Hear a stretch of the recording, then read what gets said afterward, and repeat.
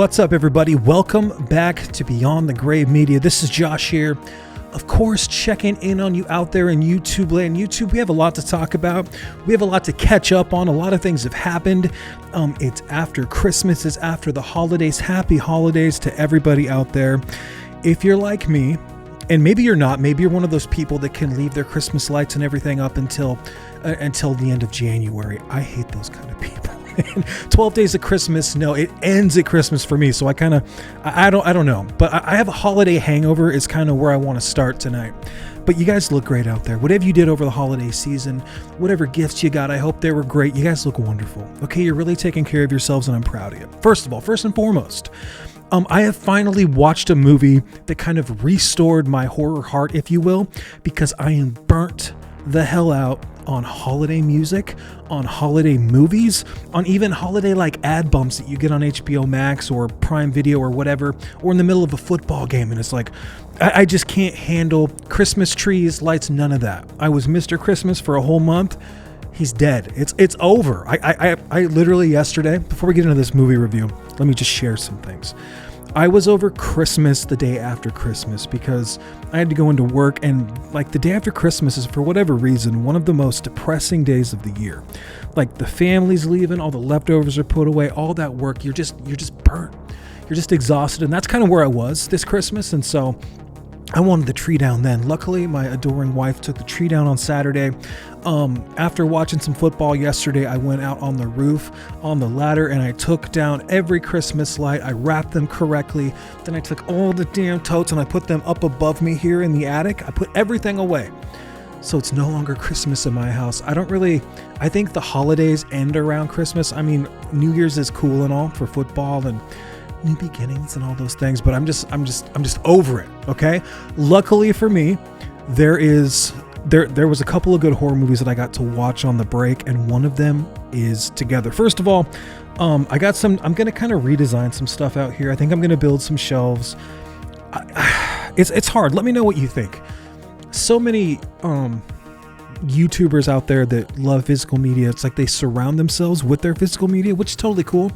If you looked at the other side of my garage, it's just papered. Like the garage is mine. So it's just nothing but disgusting horror posters all the way down. There's some music. There's The Shining, right? There's some Scottish Castles, Easy Rider, Natural Born Killers, Reanimator, Headless Stuff, Cannibal Corpse. It's just gross out here. It's wonderful. It's wonderful. And so I always kind of thought that just having like horror items was a cooler aesthetic for my channel. But I do kind of feel like maybe I need to have some movies behind me or so. I don't know. I've been thinking a lot about it. And I think my wife is trying to kick me out of the living room where I've got like, I don't know, a god awful amount of movies in there, like 1,500 movies or something. So I don't think I can fit them all out here in this little 5x5, but right, like I could probably do, if you're looking here, if I did this whole wall and I went pretty tall, like 7 feet, because I'm pretty tall, I'm like 6'2" or so. I could probably go almost 7 or 8 feet of movie shelves all the way up around and then hook all the way back to this area. So I've been thinking about it. I get a lot of use out of the space that I have here. To my immediate left, I have these new shelves from who did these? Studio House. So I got these green shelves that are covered in these VHS that I got out here, and maybe I'll stack those back here and mount them on the wall so there's like some VHS or something behind me. But yeah, I've been thinking about putting all my movies out here. I'm 4 minutes in. We haven't even talked about the movie we're here to review. Thanks for being here. You know what to do. Like, comment, subscribe. Do all that stupid shit that YouTubers tell you to do. I also got a new neon sign down here that my adoring wife got me. It says The Horror Den. It's in purple and like kind of white. I wish I could get out of the way. What I might have to do is move this poster up and then remount that, because I thought I got it in frame, but the frame shifts once you kind of like go 4K and everything gets kind of it's stupid. Thanks for being here, guys. And now I want to talk about the subject of this video, which is the 2025 that just got released in July. I was just kind of slow to watching it. Sometimes when things are so widely like hyped up, you know, like you kind of might notice that pattern with me. If something is popular, I'm not gonna watch it. It's gonna be a hard pass. For whatever reason, I went and watched Sinners. I fucking loved that movie, but if someone's telling me you gotta, like, I'm usually out, And maybe it's because I'm always the one telling people that, so I won't take my own advice. I don't know, but I was slow to watch Together, and so I'm not gonna have a bunch of notes.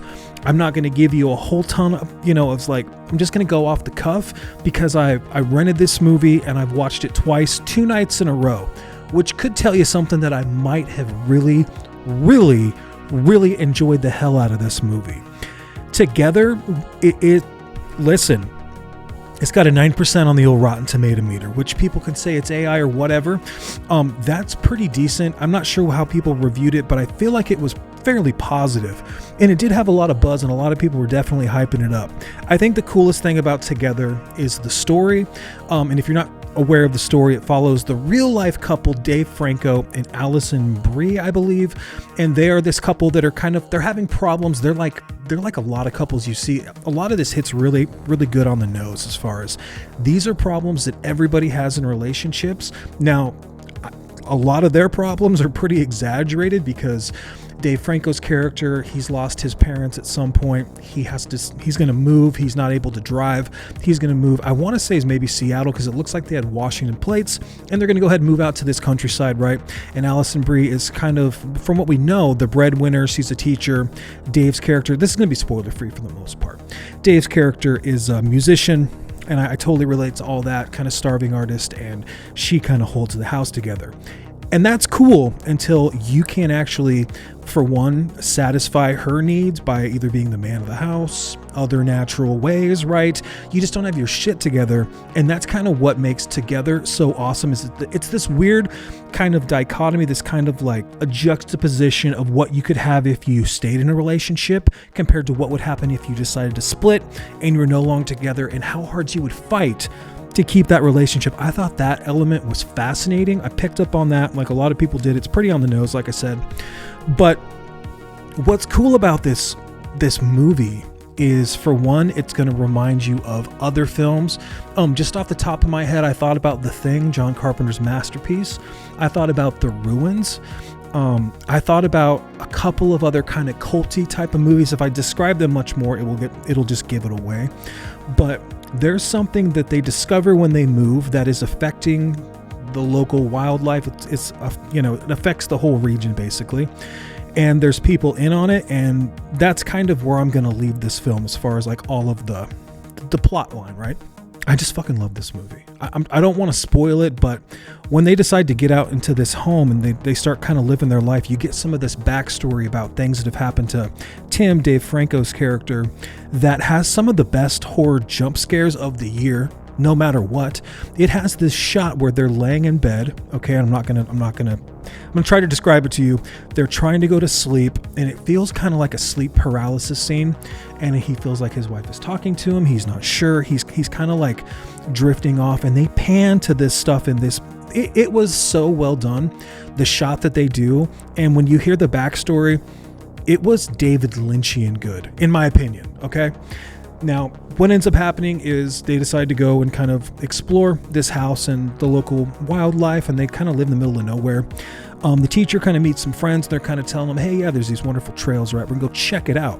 This story about why he's kind of distant, why he kind of has the feelings that he has, and has been really having a lot of trouble in his relationship, his kind of boy partnership, his Tim boyfriend, if you will.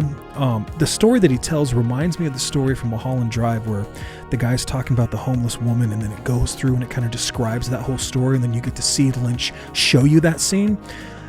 This scene is not as good as that. Tim's reason for being so kind of fucked up and kind of like out there, and definitely reasons why he is not able to be as committed, be like emotionally distant.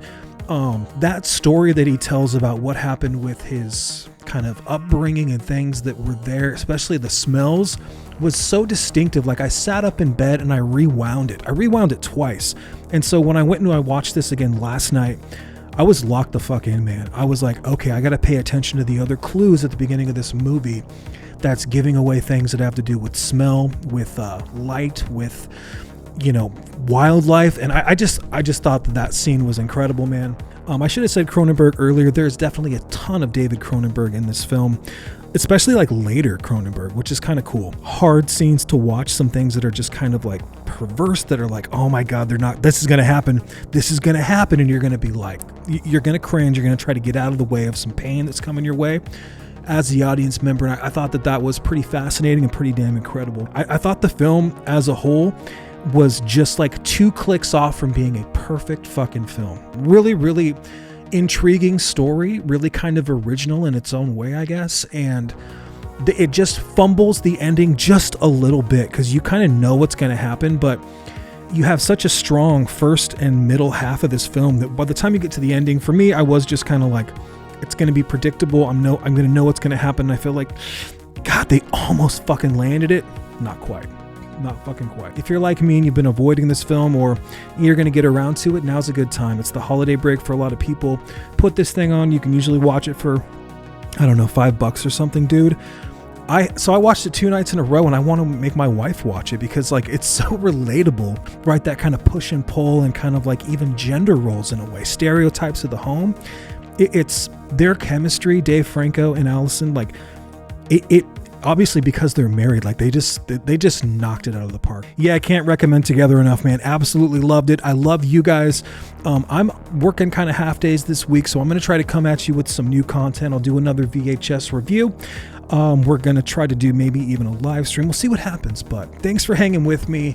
If you're seeing this after the holidays, happy holidays to you, but I'm fucking over that shit, man. I'm ready to get back into the grind, back into working hard, and just getting into YouTube again and watching scary fucking movies and breaking them down for you. So thanks for everything. Take care. Cheers.